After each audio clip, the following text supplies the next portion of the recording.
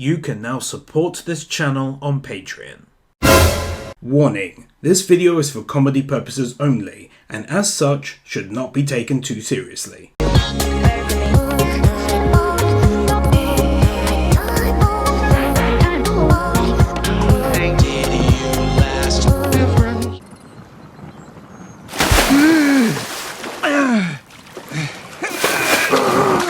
So wait, did they swim that entire way, Jamie in heavy armour, underwater until they were this far from the battlefield and where they fell initially? That's quite the set of lungs those boys have. The fuck are you doing back there? Ending the war. Killing her. You saw the dragon between you and her. Don't be too hard on the guy. He knew that the writers were dropping ex-machinas all over the place left, right and centre this season, okay? He knew he was safe. Say what you will about your sister, she was born in Westeros. She's lived here all her life.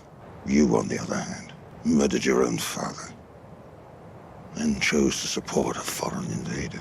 This sentence to me doesn't make much sense, because when the statement "you on the other hand" comes around in the conversation, it should usually always tie into the first statement. For example, I've always had a job since I was old enough to have one. My brother, on the other hand, has never even had one. What this guy is saying, using the same formula as the above, is basically equal to saying, I've always had a job since I was old enough to have one. My brother, on the other hand, is a dick.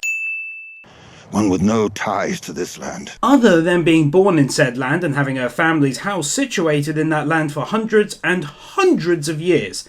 Yes, other than that, no ties at all. Killing our men wasn't war for them, it was sport. Her dragon burnt 1,000 wagons. Qyburn's scorpion fired bolts bigger than you. They couldn't stop it, and she has 3 of them. I'd just like to point out at this time something which kind of bugged me during episode 7, in which due to Dany turning up with 2 dragons at King's Landing, she automatically puts 2 and 2 together, saying, well, one of them must have died as she's only shown up with 2. They can be beaten. Yet here Jaime tells her she arrived with a single dragon and no such notion runs through her head. It just kind of felt forced during episode 7 that she'd figure out the truth so easily when the notion of it obviously escaped her during this scene. I absolutely loved this entire scene. For some unknown reason, and I don't know if it had the same effect on any of you, but I genuinely got a little emotional with how they did it. I thought it was really awesome and definitely deserving of having a sin removed overall. A crippled boy survived for years beyond the wall when no one else could. Not the Night's Watch, not the Wildlings, no one. Well, that's not quite true, is it, Sam? The Wildlings have lived beyond the wall and never anywhere else in all those years. So why is Sam saying the Wildlings couldn't survive beyond the wall? I think this deserves 3 sins because not only is it not true, but he's also then not corrected by any of these wise people, whom all should know that wildlings lived beyond the fucking wall. Bring the dead to her. I thought that was what we were trying to avoid. We don't have to bring the whole army. Only one soldier. Tyrion now thinks up and presents to the group the most implausible strategy throughout all of Game of Thrones history, and sadly how it's executed gets even more wild and wondrous before it ends. But it'll all be for nothing if we don't have one of these dead men. Fair point. How do you propose to find one? He didn't propose anything, Tyrion did, and so the question shouldn't be directed at him unless the content of the question is changed to, for example, Jon Snow, if we were to attempt this, any ideas as to how it could be done? Since it's not Jon's idea in the first place, it should be phrased like this really. With the Queen's permission, I'll go north and take one. You asked me to find a cure so I could serve you. Allow me to serve you. Up until now, he's been strictly an advisor and protector. Him convincing her like this after he's just come back hours or maybe days from hell to do the job of a soldier / errand boy just seemed odd to me. I'm asking you to trust in a stranger. Because it's our best chance.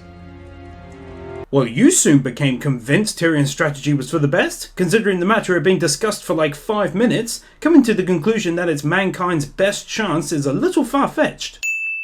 Are you angry with me? They were insulting Jon, and you sat there and listened. I listened to their complaints, which is my responsibility. No one insulted Jon. They simply said the king in the north should stay in the north, and one guy said perhaps we should have chosen you. I hardly think that counts as an insult.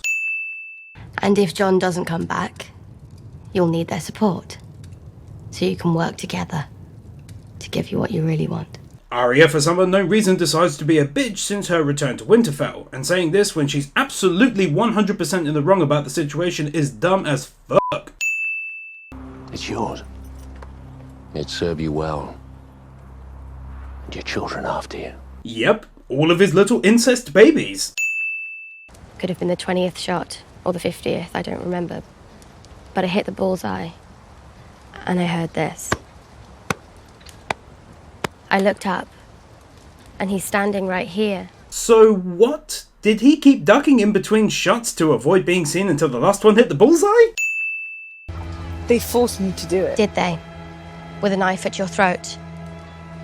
Did they put you on a rack and stretch you until your bones started to pop? You don't know what it was like. I was a child. This is kind of a dick move. She knows Sansa was just a kid at the time, in a foreign land due to wed an absolute maniac and surrounded on all sides by people telling her what to do.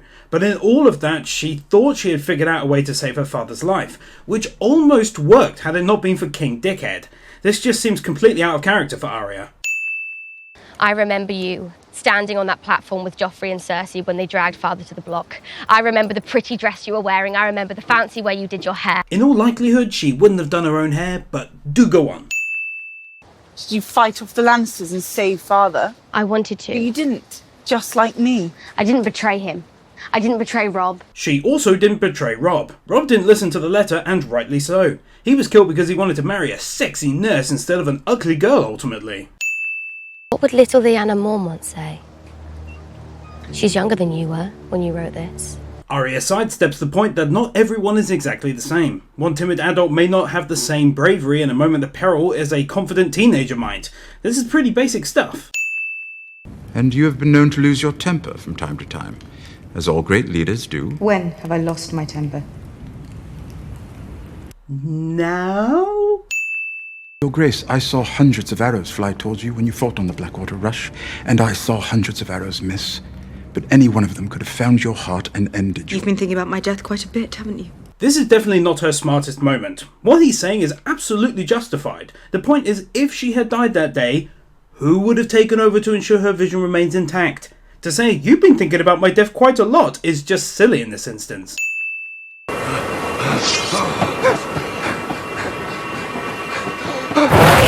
Bear that was running directly behind him is fast enough to speed up and then attack from the side in order to give us, the viewer, a jump scare. This looks utterly badass, but is never explained in the slightest how they actually managed to do it. Also, I'm giving another sin because everyone around them is like, oh cool, they can light their swords on fire with their hands. The Unborn thought you were some kind of god. The way you were waving that flaming sword. Yeah, his gut's in pieces, but don't worry about that, dude. You shove that bastard in there. I'm sure it doesn't hurt.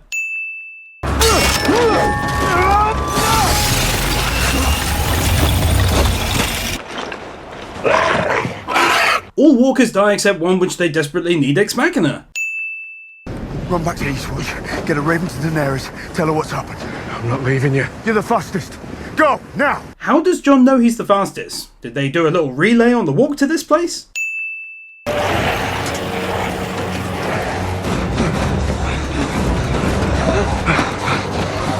They just so happen to find an island surrounded by a lake which holds their weight but not the weight of the walkers, creating a perfect island of safety Ex Machina.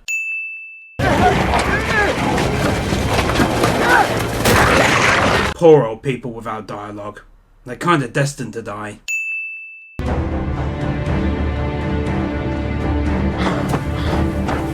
He knows his way back to the wall. Somehow. We'll all be close behind him. Unless the Lord of Light is kind enough to send us a bit of fire.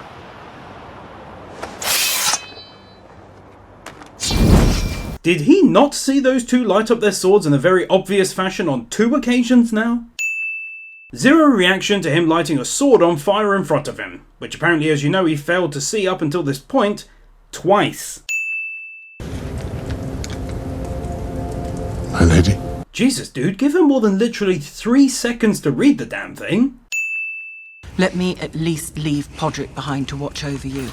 He has become a competent swordsman. I do not need to be watched over or minded or cared for. This is done, because just before this she mentions how she has guards to protect her from Littlefinger and kill him if needs be. But then in the next breath is offended at the notion of another swordsman being left behind to watch out for her. Suddenly it becomes a matter of, I don't need anyone, I'm a grown-up, blah blah blah. When in reality, if someone wanted to kill her, they could do it quite easily, so in fact she does need someone there to protect her. If Dany has as many soldiers as she does changes of dress, she's going to be absolutely fine.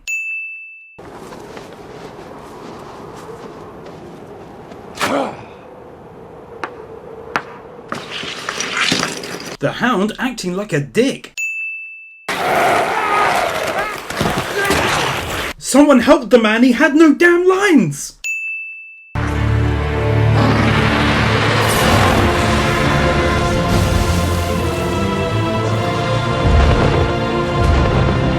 Dany and her dragon's Ex Machina. That is a lot of Ex Machinas for a single episode. However, I'm going to remove a sin because, oh my god, those dragons are so fucking awesome!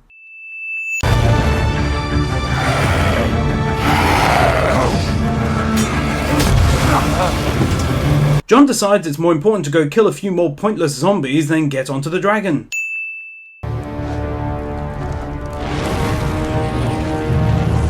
So in fairness, if someone had just told Dany to attack these dudes with her dragons from the start, then they may have been able to stop the entire war from even happening. Jon is getting another sin here because he's got so many chances to turn around and get to the dragon, and yet he continues to take on the walkers.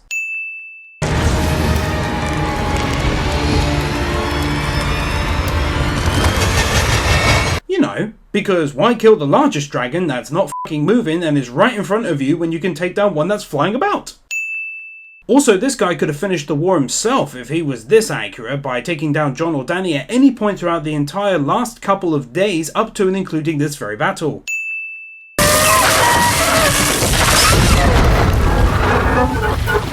By the way, I should point out that at this point in time the other dragon fucks off and isn't seen again until episode 7, and yet no one ever questions its whereabouts.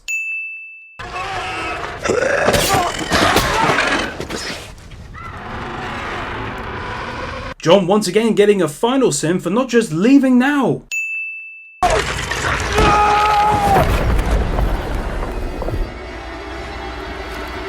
Don't worry, Dany, by this point in time falling into water just means you'll come out a little later on after having taken a brief dip.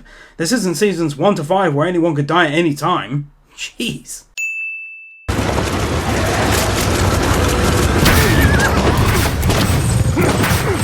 Uncle Benjen Ex Machina.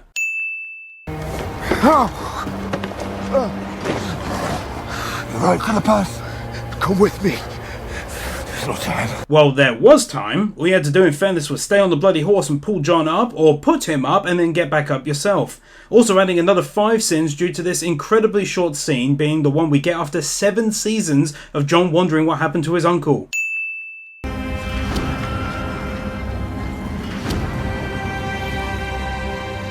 Thank God Uncle Benjen stayed behind so he could take out those 2 walkers.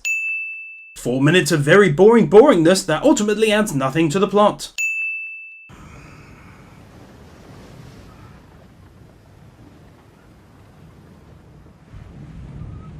Cliché sitting on the bed and hand-holding is very cliché. Cliché hand-holding sequence number 2, because why do it once when you can do it twice?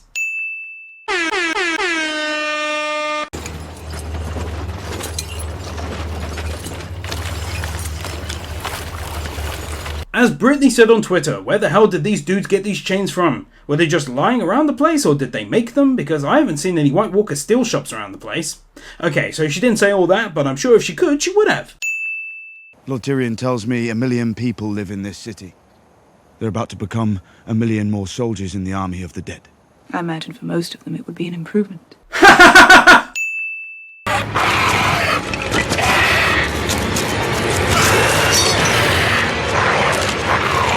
Give the Mountain a huge gold star here for this brilliant performance of his duties. Fate of every person in the world. In general, I think everyone's reactions to this spectacle was excellent. It was a great scene to see. I'll remove a sin here, I think. I will march them north to fight alongside you in the Great War. The darkness is coming for us all. I never understood the point in Tyrion's long conversation with his sister if it was all for nothing ultimately in the end. I don't know whether or not this was part of an even bigger game, one where she genuinely meant to march north, but then doubts the plan and changes her mind as though she's playing one big game of chess. But if her intention was always to fuck them over, then the great scene between the brother and sister was really pointless. You said I did warn you not to trust me. Overall, this was a pretty awesome scene, but I have to point out here that literally no one questions how Bran would know this little nugget of information in the slightest. They all just take it as solid proof when even his own sisters didn't believe in his newfound abilities when he told them initially. What are you doing? Preparing the expedition north. Expedition north.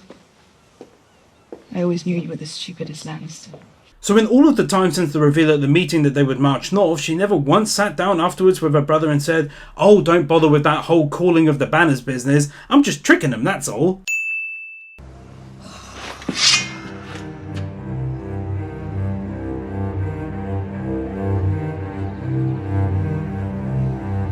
I don't believe you. So, does the order consist of 2 consecutive nods? I became the Three-Eyed Raven. I don't know what that means. I can see things that happened in the past. I can see things happening now. Why did you come to Winterfell? Well, you tell me, Mr. Smarty Pants.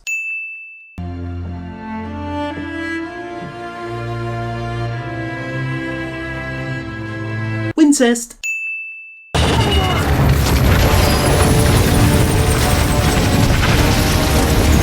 So basically, if Dany had stayed in the south, there's a good chance that the wall may never have actually been destroyed at all. Well done, Dany. Oh, don't mind me, guys. I'm just passing on through the removed 3 since what is actually an incredibly awesome looking scene with off-the-chart CGI. Overall, I loved this ending. My wife wished there had been more fighting in the last episode, but I thought it was pretty damn great, to be honest.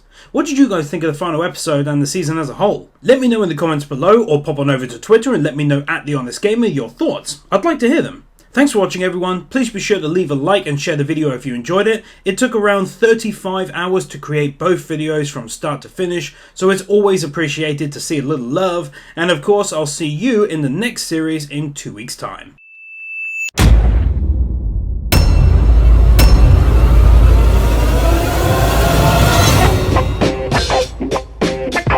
Ew! No, this is my sister. Ew! No, I'm impotent. Ew! Thank you to the following patrons: Nathan Burr, Gabby Z, Voopu, Leon Lüttge, JOAQUÍN JIMÉNEZ Villaluenga, and to all of the other patrons supporting me. Thank you. Wake up, reach the wizard.